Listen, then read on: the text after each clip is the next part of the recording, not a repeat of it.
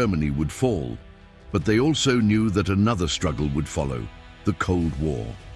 Stalin wanted to control Eastern Europe as a security zone for the USSR. Churchill and Roosevelt wanted free elections. Although there were agreements, there was also mistrust. The division of Germany was already beginning to take shape, even before the Nazi surrender. Meanwhile, the Soviets were advancing on Berlin from the east, and the Americans and British from the west. Germany was a battlefield. Cities were destroyed. People were living under bombing, without food, without hope. As the Allies liberated camps in Poland and Germany, they discovered the horror of the Holocaust.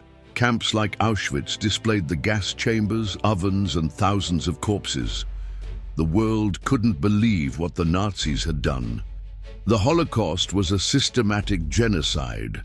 6 million Jews were murdered, along with Roma, people with disabilities, homosexuals, and political opponents. Why?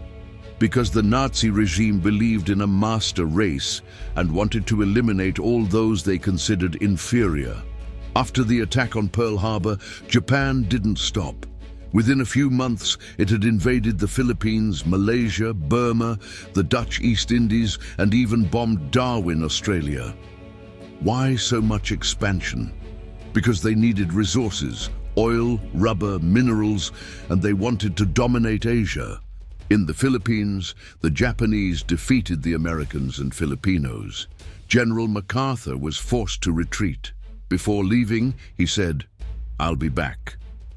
But those who stayed suffered greatly. Thousands died on the Bataan Death March, forced to walk without food or water. Australia was key. It was the Allies' main base in the South Pacific. Japan attempted to invade it and bombed it several times, but never managed to conquer it. Australian forces resisted strongly, fighting alongside the British and Americans in many battles. In 1942, the tide began to turn. The Japanese attempted to invade New Guinea, but were stopped in the Battle of the Coral Sea. It was the first major naval battle in which the enemy ships never saw each other. Everything was fought with aircraft from aircraft carriers. Shortly after, the Great Battle of Midway arrived. Japan wanted to destroy the American fleet, but the Americans had broken their codes. They knew where they would attack. It was an ambush. 4 Japanese aircraft carriers were sunk. It was a decisive victory for the Allies. Why was Midway so important?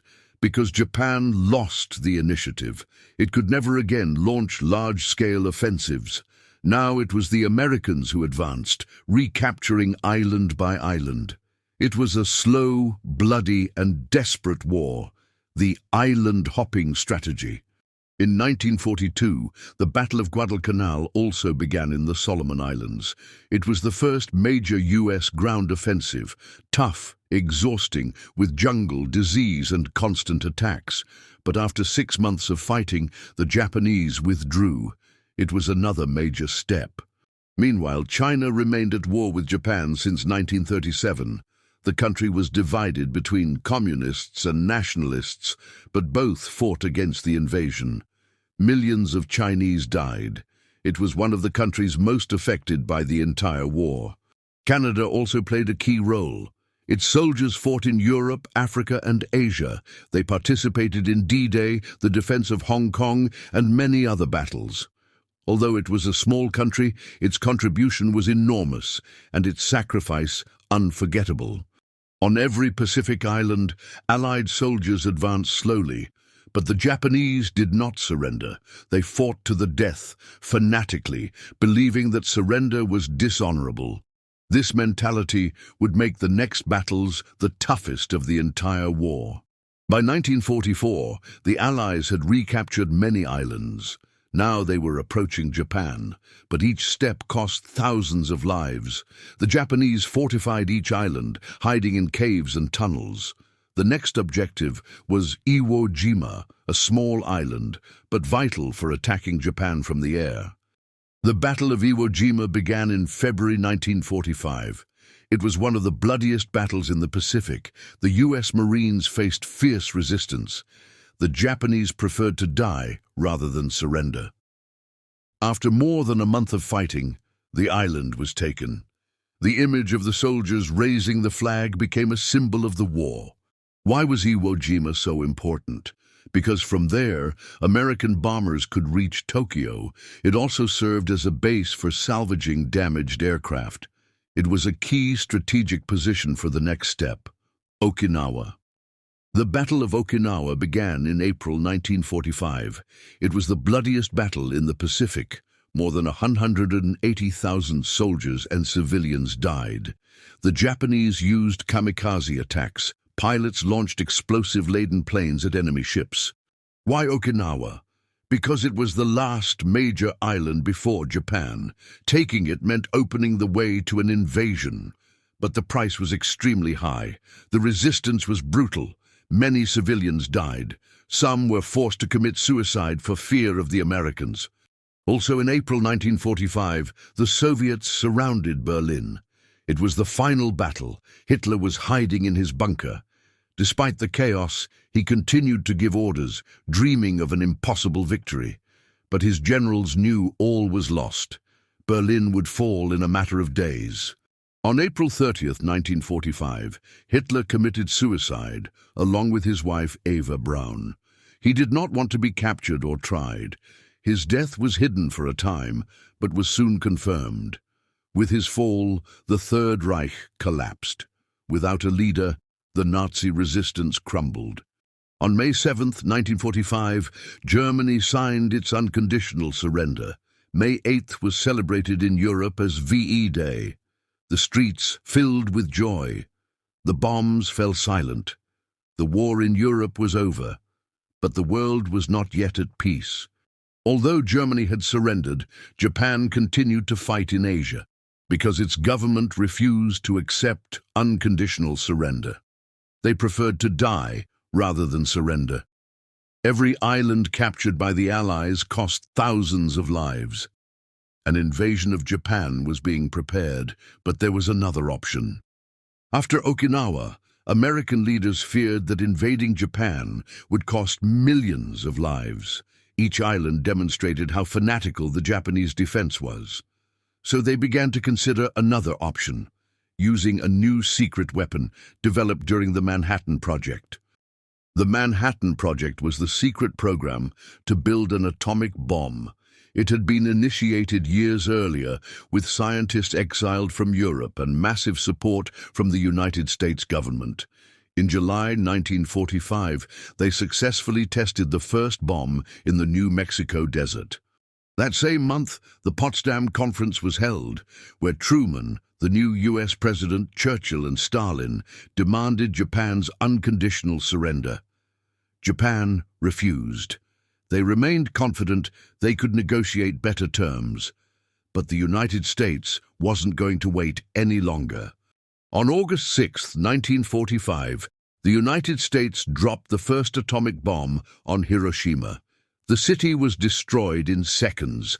More than 100,000 people died instantly or in the following days. Even so, the Japanese government did not surrender immediately. On August 9th, another bomb was dropped on Nagasaki. That same day, the Soviet Union invaded Manchuria, attacking the Japanese army. With the double pressure of the bombs and the Soviet entry into the war against Japan, Emperor Hirohito finally made a difficult decision.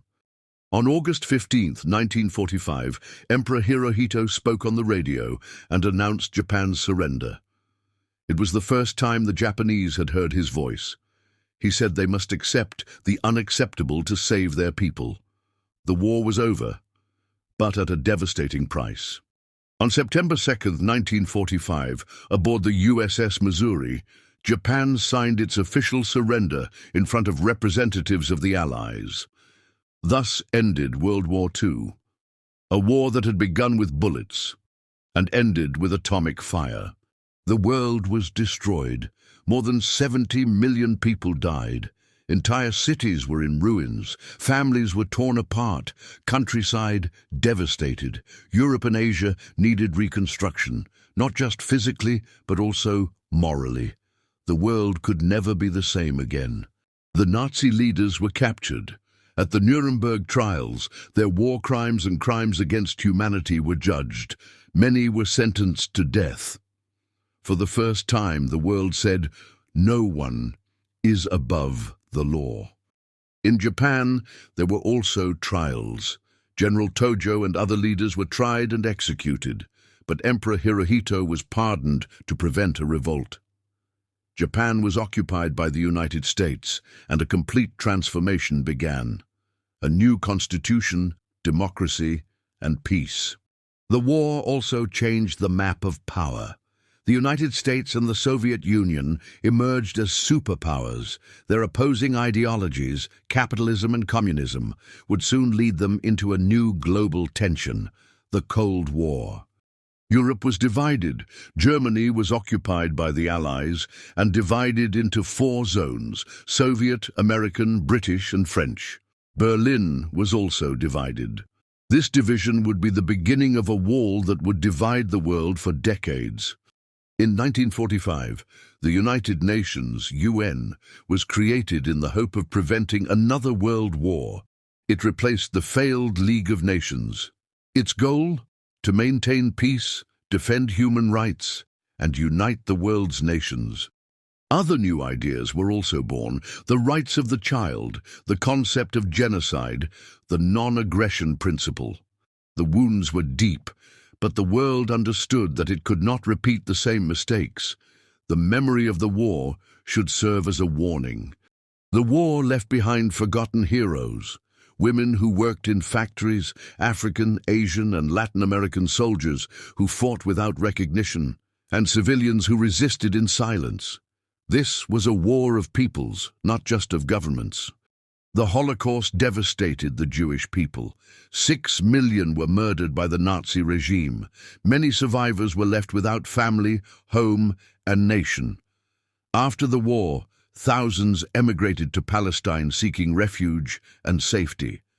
The horror they experienced reinforced the idea of creating their own state. In 1948, with international support, Israel was born. For Jews, it was a new beginning. For others, it was the start of another conflict. The resistance was another heroic chapter. In France, Poland, Yugoslavia, civilians sabotaged trains, hid Jews, and passed on information. Not everyone had weapons, but many had courage.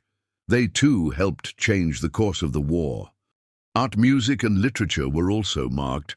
Songs that gave hope, films that told the truth, books that denounced the horror. The war transformed 20th century culture and left scars on the collective memory. In Latin America, although they did not directly participate in battles, countries like Mexico, Brazil, and Cuba supported the Allies.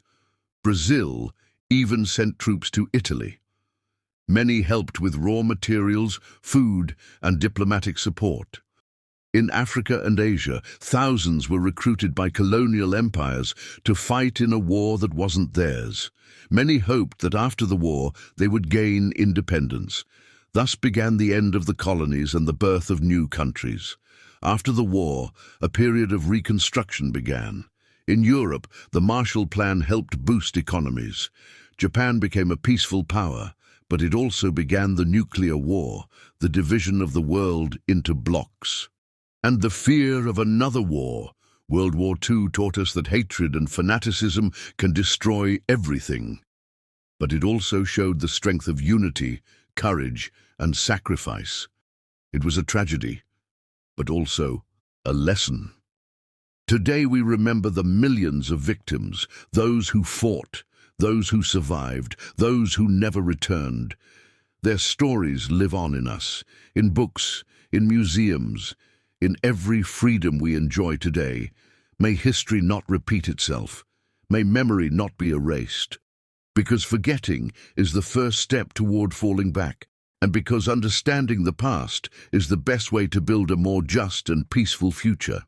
Thus ended World War II, a war that changed the world forever. May it be etched in history and in the hearts of everyone, because peace is built by remembering what the world experienced when it was lost.